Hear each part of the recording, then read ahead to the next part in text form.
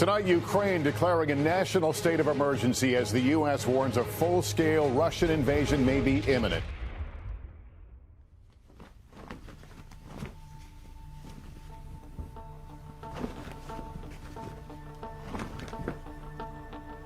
Russian forces have reached an area just north of Ukraine's capital city as they continue their advance into the country. Tonight, the world is waiting to see just how far Putin's 190,000 troops will go into the country of Ukraine. These troops you can see over here, they are Russian airborne forces. Germany's top diplomat put it in stark terms. We woke up in a different world today. As the war in Ukraine continues, we at Calvary San Diego have learned more of what it looks like to be a local church with a global heart. Well, refugees fleeing the violence in Ukraine are coming into the United States. The Ukrainian refugee crisis has taught us our responsibility as Christians to reflect God's global heart of love to the world around us. Part of that is understanding that we can't always fill every need, but what we can do is be open, flexible, and willing to help in every way we can. Through this, God has shown us how He is present and cares for all people in any season of life.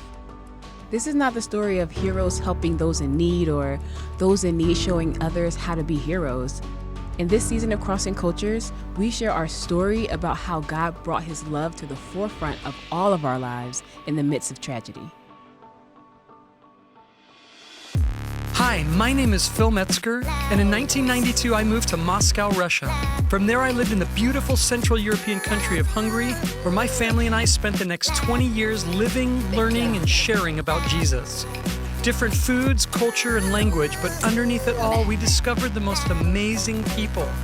We learned that to share the gospel effectively, we had to adjust. We had to cross cultures.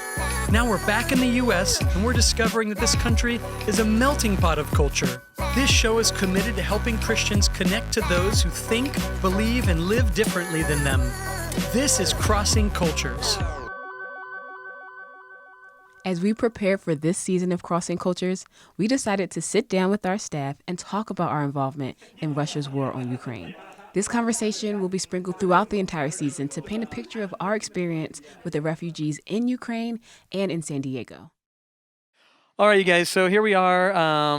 We're recording this for our season 4, if you can believe it, of Crossing Cultures.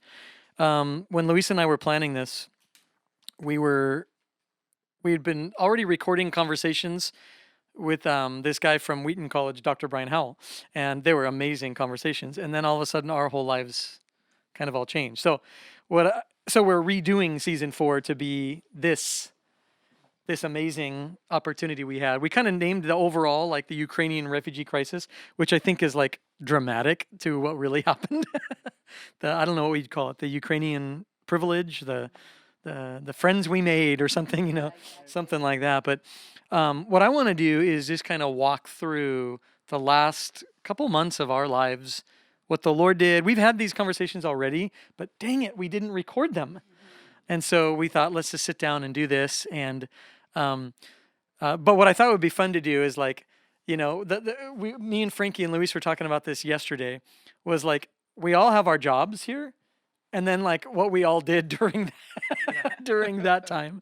Because I think it's hard for people to fathom the insanity of what was that month of our life, right? So let's just talk through kind of,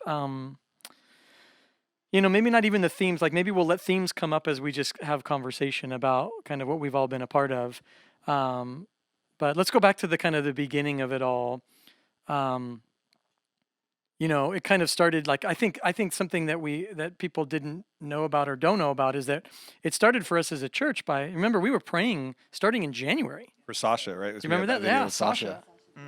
Yeah, Sasha, the chaplain with the Ukrainian military, she was sending us videos, right? We started showing them. People started getting interested, and then. Well, that was powerful just to start with that, because I remember there's a lot of people, they were kind of uncertain, like what's going to happen with Russia. They're on the border of Ukraine. And like, if we can go back to January, they were still like an unknown. People, even our friends in Ukraine were like, oh, it's not going to happen. They're not going to go take Keya, or they're not going to go into Ukraine. But things were starting to like, definitely like rumble. And so I remember when you had that video of Sasha, and she kind of broke down at the end. I mean, that was powerful for our church, just to put us in like, oh, the church is, our church is way bigger than just what's happening here in our local community. We as a church played that video of our friend Sasha on January 30th, 2022. Here's a clip from that service. Last week, we prayed for kind of just people and the situation that's happening in Ukraine. And of course, it's getting a lot of attention in the news right now, rightfully so. I asked a friend of mine who I mentioned to you, she's a chaplain on the front lines there in Ukraine. She sent me over a little video that she wanted me to share with you all, and just so that we'd know how we could pray a little better. So let's roll that. Hello, Pastor Phil and Christian brothers and sisters. My name is Sasha. I'm from Kyiv, Ukraine, from Calvary Chapel. For last almost 7 years, I've been living at the frontline cities and villages, ministering as a chaplain, missionary, and volunteer for our Ukrainian army.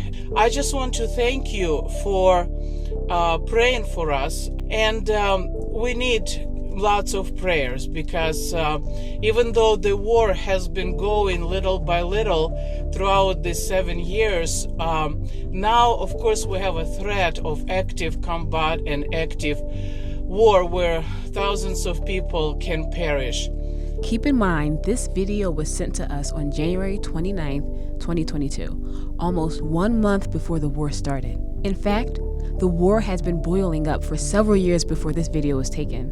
Phil interviewed our friend Sasha to talk about the events in Ukraine leading up to February 24th, 2022. I think something that we're constantly trying to remind people is that really war began like 8 years ago, if I'm not mistaken. Exactly. And so that was, after Maidan, and then the annexation of Crimea, and then fighting started in the East quite a long time ago. And you've been involved in serving as a chaplain there for how many years now? 8. The whole 8 years you've been there. Yeah. You remember that we had Revolution of Dignity, Maidan. And so it was basically a revolution where we wanted to overthrow our corrupted government. And our church and many other churches, we felt like we need to support people who want to do that, because God is never for corruption. He is against corruption. While most of us in the West associate February 24th, 2022 as the beginning of the war between Russia and Ukraine, the truth is, war came to Ukraine many years earlier. Protesters confronting security services who respond with live ammunition. 20th of February last year, when a massacre of protesters on Kiev's independent square known as Maidan led to the overthrow of Ukraine's government. Fallen bodies on the streets of Kyiv. In January 2014, protests turned to rioting when the pro-Russia president of Ukraine tried to move the country economically and politically further from the West and closer to Russia. When the pro-Russian president couldn't get people to stop protesting, he created laws forbidding them. This only fueled the people more to stand up for their rights. They were killed by snipers directly with metal bullets, with guns. The government turned on people, and more than 100 were killed and another 2,500 injured. This morning, ABC News cameras captured brutal scenes. Protesters gunned down by security forces. We are not terrorists. We are free people that want to live in a good country without corruption, with good laws, with good standards of living. And so then, when Maidan was successful, we knew right away that Russia will not forgive. Russia will not just let us go. It will attack us. And that's what happened. And so the war started.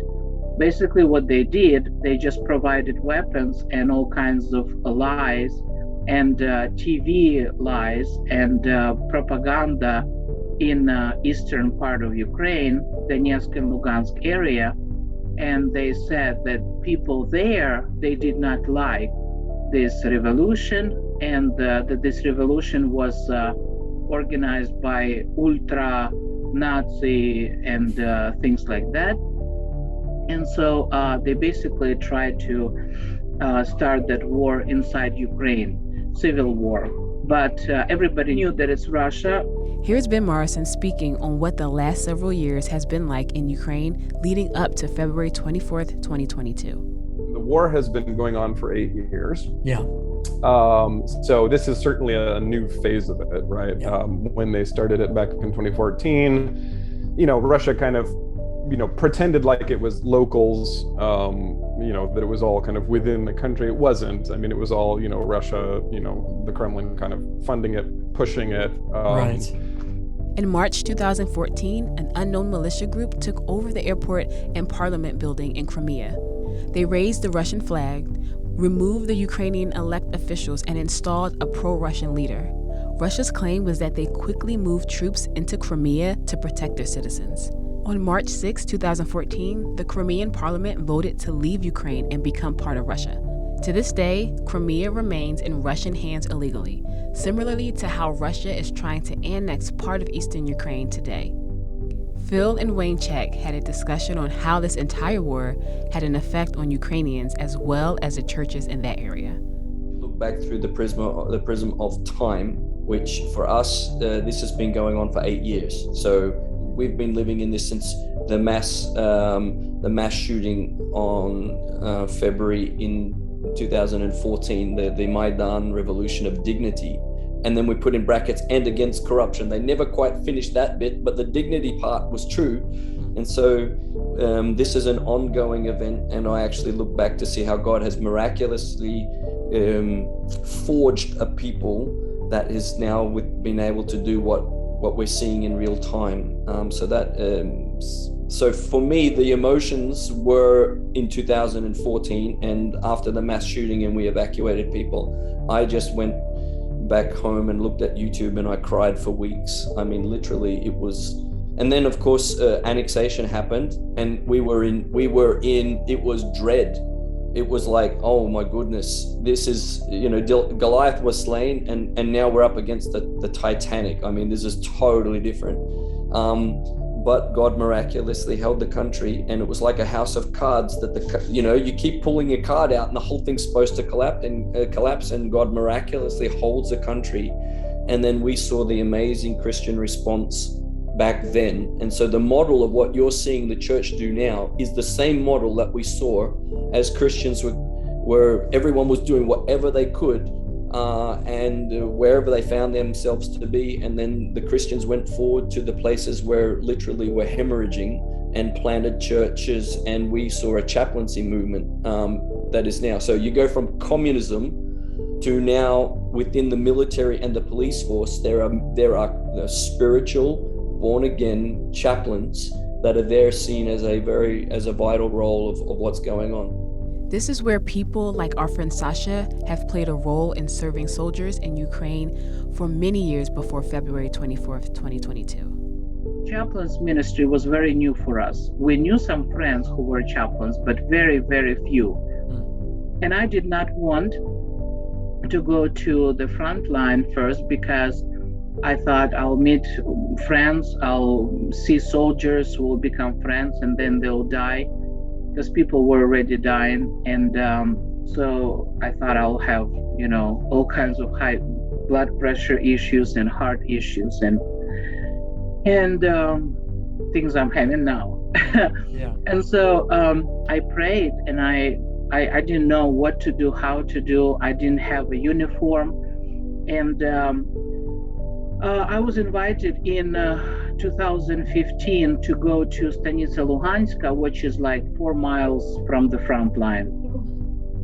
And 8 of us, we went and we started a Christian volunteer center there. It was after Stanitsa Luhanska was freed from being occupied, because it was occupied in 2015. And so after a couple of months, I decided that I cannot go back and forth. I have to move. I have to move to Stanitsa Luhanska and live there constantly and help and minister. And so my pastors, they laid hands on me. They said, okay, we now ordain you as a deaconess. You go, you minister, you do whatever God has called you to do. You're our missionary. and things like that. And so it was hard, much shelling, much fighting, lost one friend there during fighting. And God was opening the door to minister to soldiers. And so, before the war, again, before 2014, a lot of people looked at, Protestant Christians as kind of like, well, you guys are kind of a sect, right? Like you're sort of a cult. Right. We're not quite sure who you are and why you're not part of like the Eastern Orthodox Church. But as time went on, there was no chaplaincy, for example, in Ukraine, and the vast majority of people who became chaplains to serve the soldiers were, Protestant pastors and ministers. The people who were doing a lot of the housing of that, again, this is back in 2014, the first wave of refugees that came just out of the, the small section in the east that has been controlled for 8 years. It wasn't small, it was like 2 million people. Which is a lot, but it's a lot less than right now. Now we're up to like 12 million refugees and internally displaced. But a lot of the churches, Protestant churches, were the ones kind of ministering to these people. And all of a sudden you would find like people's attitude in general in the culture shifted to where it's not like, oh, you guys are that weird cult. It was like, oh, you guys are the ones who help people. As you've already heard, since 2014, the local church has been ministering to the Ukrainian people as they fight for their country. This brings us back to the video of our friend Sasha. It was sent to us 1 month before Russia invaded Ukraine again on February 24th, 2022. Here is the rest of the video we received from Sasha. So please pray for us, pray for God's mercy. Pray for me as I share God's word. Our army is ready to fight for sure. They're ready. They're brave. They know God is with them. They know they protect their land that was given to them by God. And I don't have a plan. I don't know what will happen. I pray at night and I go to bed, and I'm happy to wake up in the morning. Sometimes we hear some shooting and some explosion and things like that. My friends, my soldiers are telling me that sometimes here and there snipers are working. So please pray, because we need to fight. We need to be strong. We really need to represent God, and I need lots of wisdom and support. So we want to praise the Lord. With my soldiers, I want to praise the Lord. I want to thank Him forever. And so He's worthy of praise. And it's just nice to know that such powerful God is with us. It is really nice. So may God bless you, and God bless America, and God bless Ukraine, and God bless all the good people.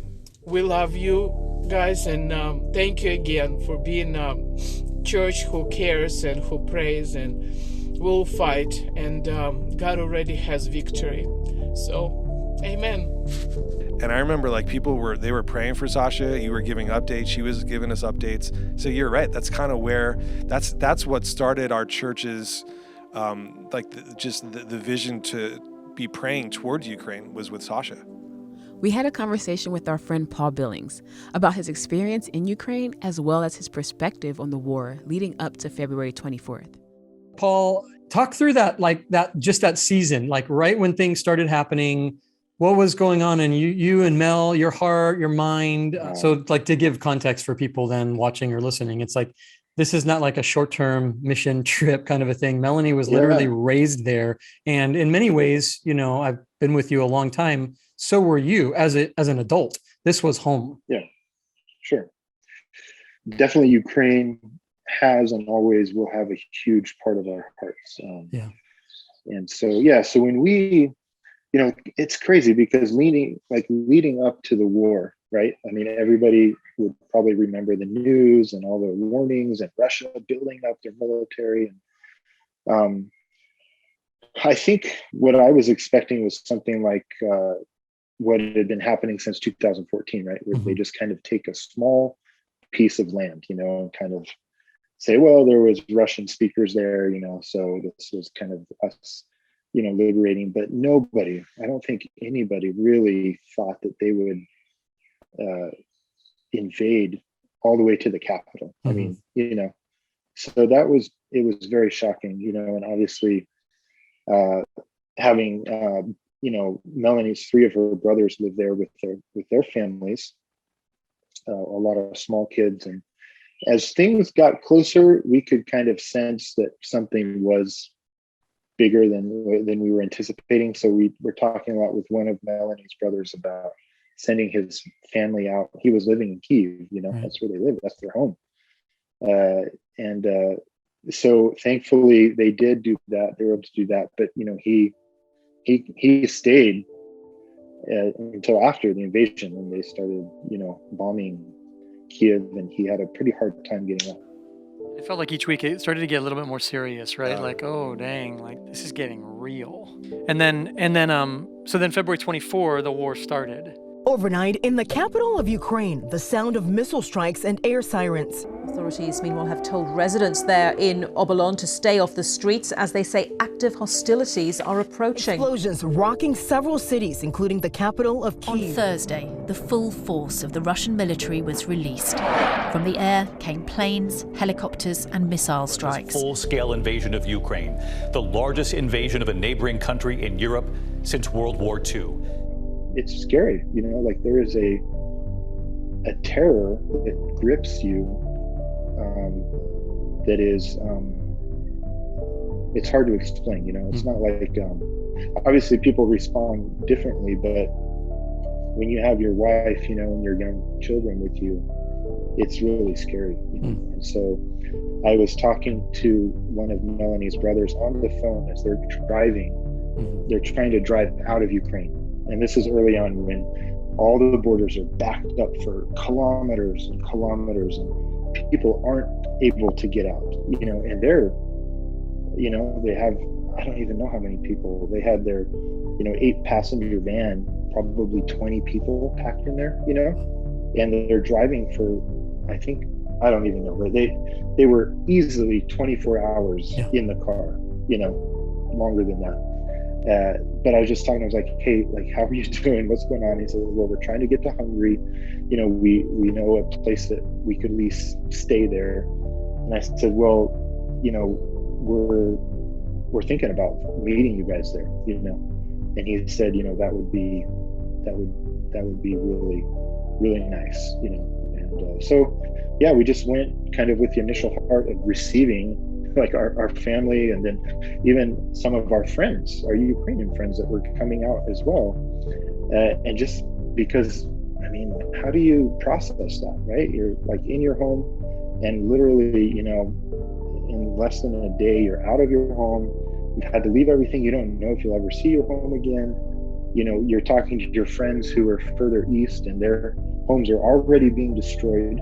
It's just, it's things that most of us will never have to process, very difficult things to process. So we wanted to be there with them, I think that was that was one of the things that really struck a lot of our people here in San Diego, is they were befriending and housing Ukrainians coming across into the States. You start talking to people and you realize they have, I think when we think of like refugee as traditionally, you always associate that with, they already didn't have a good life. Whether we think that way or not, consciously, subconsciously, we do. Especially here in California, where most people coming up are trying to leave cartel wars or, third world environments that are really already terrible. And so you kind of become, I think a lot of San Diegans and Californians become kind of numb to the idea of migration. Sure. And then you start talking to Ukrainians who, I owned my business. We had a wonderful life. We enjoyed our family. We enjoyed our lives. And then it was just gone. And that is such a disassociating concept that, like you just said, Paul, I don't think we can really grasp it in its fullness. Like, to lose everything, or the fear of losing everything. And as you said, it wasn't a chipping away. Things moved very quick across a lot of the country. And, they didn't take it over. Russia didn't win those things, but the fear was almost immediate. Our missionary friend Ben Morrison, who you heard earlier, had his own unique firsthand experience with the war. Phil sat down with him to talk about his church's perspective in Ukraine. You know, all people that are probably U.S. citizens here, you know, we're getting emails from the embassy beginning back in, you know, early January saying, you know, this could happen, you should consider getting out. And then kind of the closer we got, it was, you know, we really strongly urge you to leave. You know, but I mean, obviously our ultimate king is Jesus, not any consulate. So, you know, we prayed about, you know, what it is that God would have us to do, and you know, just really we're convicted that, you know, we need to stay. And I mean, if we take off, like, who's going to serve all these people here? You know, and there was a number of factors as well. I mean, we're in, you know, we are further east than Kiev, but we're on the west bank of the Dnieper River that divides the country in half. We're kind of central Ukraine, so we're not, you know, super near to any of the front lines of fighting. During the first weeks when they were coming in towards Kiev in the north, we were sort of surrounded like on three sides. You know, so after they pushed the Russian forces out of the north, then it's just the east and the south that there's, you know, a lot of activity on right now. So yeah, I mean, you know, really the first day we already had, I think like a dozen refugees coming. I mean, it was chaos those first few days. I was woken up, we had sent out my previous assistant pastor to plant a church in a city further east. On February 24th, I got woken up by a phone call from him, you know, saying they're bombing the city, we're coming back, you know, to you guys. So that was how my morning started on the February 24th. You know, and it was just, you know, scrambling and adrenaline, and people were just flooding out. I mean, you know, and very quickly we realized we were going to, you know, be serving a whole lot of refugees. So yeah, the dynamic has changed. I mean, now in month 4, you know, the very beginning, it was all the people who, you know, they had their own cars, you know, mostly young families. They were kind of quick to get up and leave. And most of them only stayed in, I mean, thankfully in God's providence, we actually had been working on procuring our own church building, kind of building it for the last 5 or 6 years. And we only just got it ready last year. So it's ready kind of just in time. And we've, you know, we've been able, at this point, we've housed over 300 refugees in the church building. Those first days, it was just like, you know, most people came for a night and then they just headed on as fast as they could. So as time has gone on, they've, you know, stayed for longer. And now more and more, you know, we're actually the ones doing the evacuations now, because a lot of the people that are still left in the very dangerous areas, part of the reason is because they don't have their own transport, probably. So we're actually, you know, we've been able to acquire a couple vans to go in and get people out. So just a couple days ago, we did this 7th run that we've done to pull, you know, people out of areas that are, I mean, very directly, you know, being shelled. Like our drivers were like, you know, it was loud. So yeah, yeah, and I mean, in the midst of, I mean, it's, you know, it's awful, it's evil. You know, we're praying all of the Psalms, especially the imprecatory Psalms, you know, for God just to smash these evil intentions of, you know, Putin and his whole circle of people there, you know, and those who are just trying to cause destruction against, you know, a country that was not provoking them in any way. This time round, as things were beginning to heat up, I mean, we have Russian pressure every year. This is Wayne Check again, talking about his perspective in Ukraine within the past 8 years.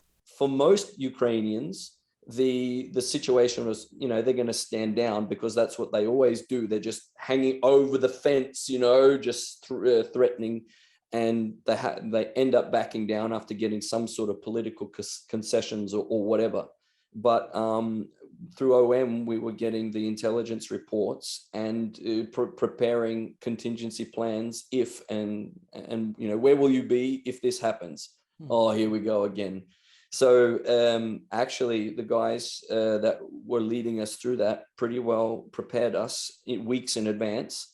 And then I went to sleep the night before it happened, thinking this may be the last full night's sleep that I get. And I was able to get a full night's sleep, and we woke up to explosions in the morning. So then it's not the word dread, but it's like, right, this is what we were preparing for. We've been here before. Like even now I get the goosebumps remembering that moment. But we clicked in and we were prepared because I had fuel saved up, and we had cash reserves, and we moved to that step. So we were more prepared than a lot of the Ukrainians who have been lulled into we live with war going on, and so sort of like denial in a way. But I got my church leaders together a couple times and said, guys, well, what, are we going to do something? Are we going to do something? And it's like, oh, attacking Kiev is ludicrous. I mean, that's insane. Right. You just can't take a city of 3 million people. And that's the whole thing was, what happened on the scale is pretty much the most extreme that you can get without taking non-conventional warfare. So, and every single analyst was saying they don't have enough troops. They don't have enough troops. They don't have enough troops, and they've had to abandon the whole northern area. So they've made so many big mistakes that you have three categories. You have one, what the Russians did, and the mistakes that they made, and their mindset, believing their own propaganda. I mean, they thought all of the revolutions were paid for by the CIA. So when you think that, it means if they're paid for, we just need to put pressure on. And apparently that's been proven differently now. So you've got the Russian mistakes, then you've got the Ukrainian response. If this happened in 2014, Ukraine would have fallen. Like, it's absolutely. But God has prepared. That's the third thing, is God has been miraculously in this mix. And I use the analogy of the only time in the New Testament where yeast is used in a positive way. The kingdom of God is like this, where the yeast in the dough, and then what do you get? It goes through the whole dough, and we see an amazing different product. And the Christians, like in 2014, building upon that, have been totally mixed into this equation, and it's been a beautiful thing to see. Just as Wayne mentioned, God is at work in every place in our lives, even in the midst of tragedy. And the local church has a huge role to play in that. Paul Billings and Ben Morrison continued this thought in their conversation with Phil. When you think about, just migrants or people or refugees coming, we don't necessarily have the answers for these problems, right? I mean, these issues are huge. They're way beyond us. But as the church, I don't know that we are maybe directly called to, solve those kinds of problems, but we are called to be with those people. Amen. And so I think that's where, we have to be there. And so that was cool to see San Diego, you guys, and many people there in the States respond the way, and churches, man, all over Europe. I mean, I was shocked. I was genuinely shocked at the just how quickly churches were willing to help and do anything they could, how generous they were with finances, but also getting involved themselves. The church.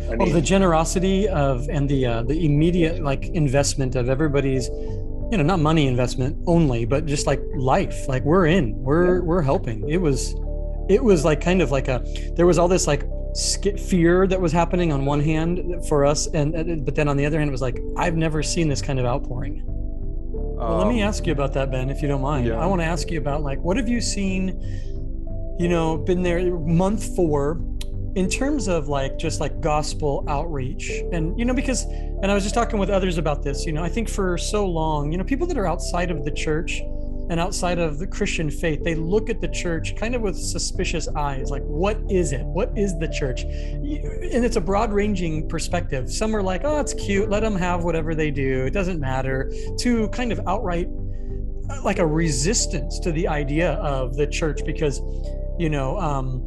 like, what are they? What value do they bring?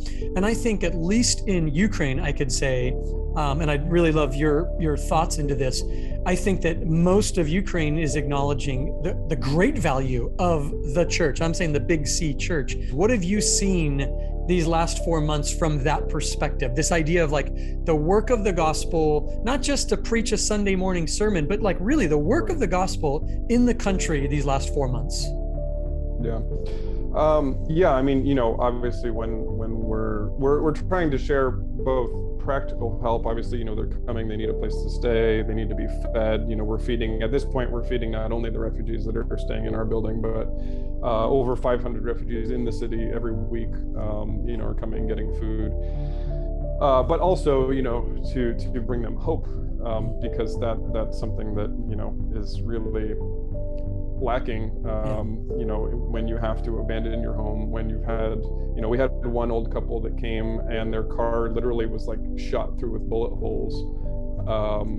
Their windows of their car had been blown out by rocket explosions. I mean, that's to different degrees, but, some of these people are coming very traumatized,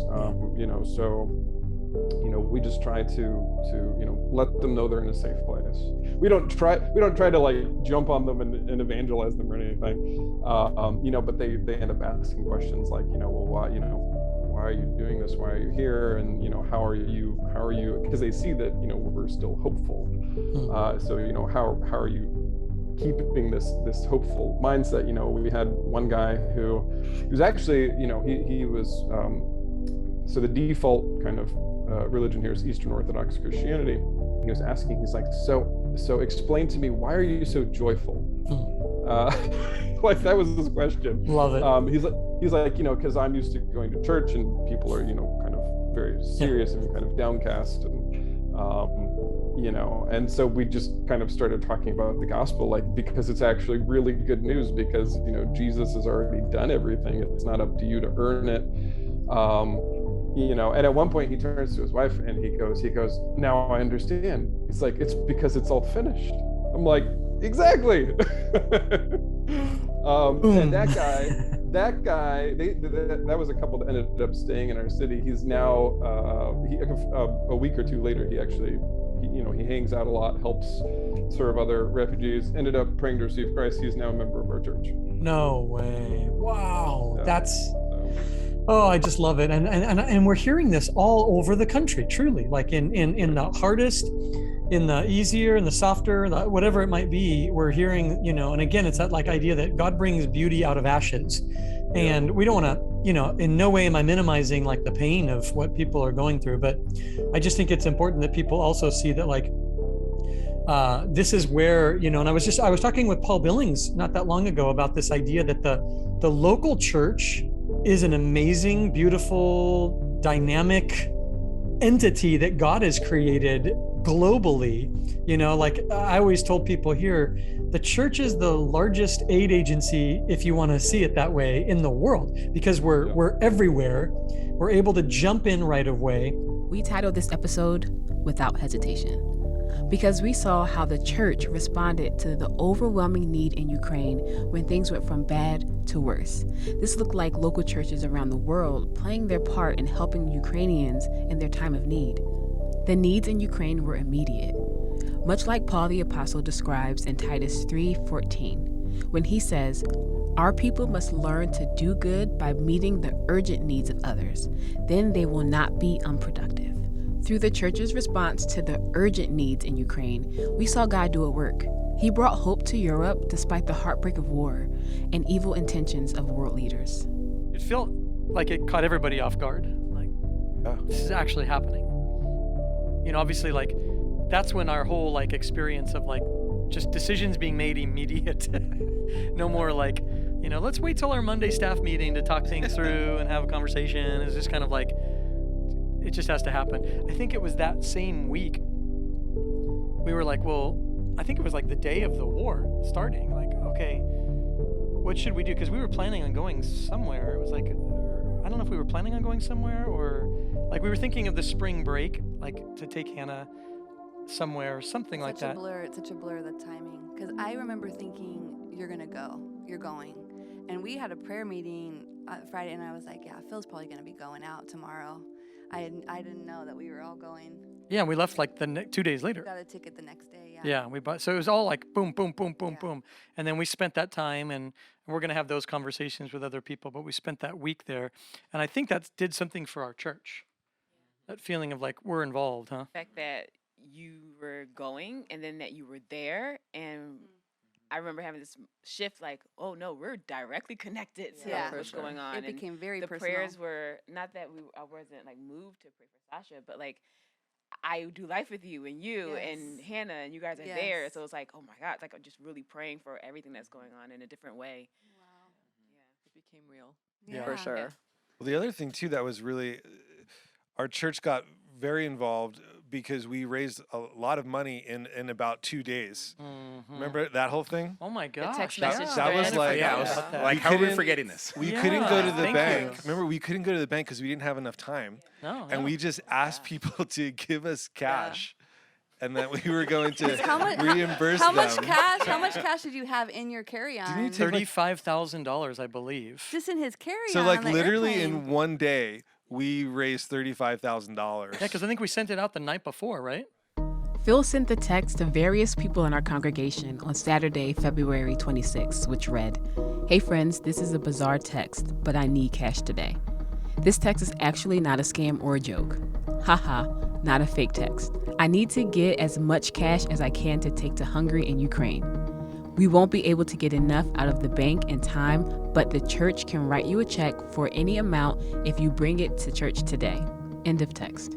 This was such an odd text to receive, but even still, our congregation quickly responded and put together over $30,000 overnight. In fact, the money was coming in so fast that by 2 p.m. that Sunday, our financial manager, Ben Ortiz, asked people to stop giving. We had reached the monetary limit that was allowed on the flight. Yeah, you did send it out. If you had cash, we're going to meet tomorrow morning, bring some in, and see what we can come up with. And yeah, it was like almost $30,000. Yeah, it was like something like that. It's funny how simultaneously something like so crazy with money, and even if we tried to strategize or try to make this, which obviously we could never, but it was like the most natural thing for us, for me, and for Hannah, it was like, we're going home. We're going back to what we know. But it was like the moment of like, I feel like a pivot point as our whole team and our whole church became like, it became personal, like our lives came together. But we didn't try to do that, you know? We didn't want Like two war. worlds became one world, yeah. We didn't want war to make that happen. Obviously not. And then the generosity and Oh the my lack, gosh. there was no hesitation Generosity. from the Yes. church to like, what do you need? Here we go. Yes. And in that moment, and just that Sunday, Yeah. in those few hours, to have the church just come on board. It's like, this is happening. This is real. Our pastor's going. We're directly, like you said, Keya, directly connected. We felt such trust. Like we felt like the congregation trusted and Oh, we're yeah. in, you know, not just personal trust, but Yeah. there was that like generosity. That was so humbling, I think, to feel like people are in this. They trust us. They believe, like their hearts are torn. Don't for you this. think that like that those are the words that I would use for the whole experience we just had, without hesitation? Yeah. It became like That the was- motto of everything. Like it's like, should we do this? Yep, let's just go do it. Just let's like go. they were all in. It seemed like whatever we said, hey, we're going to do this. They're like, okay. Yeah. And then was like incredible. an overflow of like, okay, we're all in. We're just going to do it. And it really started going back with Sasha and praying for Ukraine. Yeah. And then when this thing happened, they were just, I mean, we raised that amount of money in like literally a day. And then Yeah. you guys were off. Yeah, and then we were gone. I cannot guess at the full meaning.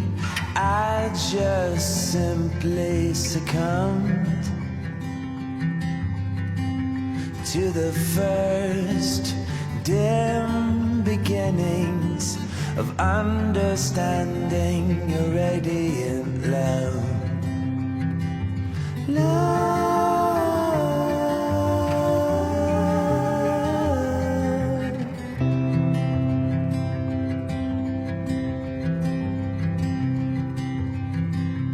I was once something without. Now I've got someone within. Your voice was soft with relentless whispers. Now I am yours. Jesus, let's begin to shake the world, to shake the world, to shake the world,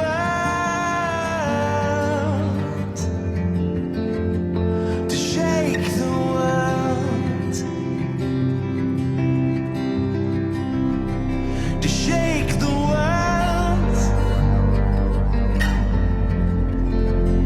to shake the world, to shake the world, to shake the world. You have been listening to Crossing Cultures. The song you just heard was Shake the World by Josh White. You can find his music on any music platform. As we are creating these episodes, the war in Ukraine is still going on. As a church, we are currently involved in financing and aiding our missionary friends and families in Ukraine and Europe. The aid is used to help people get out of Ukraine safely and get needed supplies into the country. If you would like to help donate to this cause, please go to calvarysd.com/Ukraine Relief. You can find this link in the description of this episode. And stay tuned for our next episode of Crossing Cultures titled Aid Agency, as we discuss Phil's experience in Europe after February 24th, 2022. My name is Keya Middleton, and you're listening to Crossing Cultures.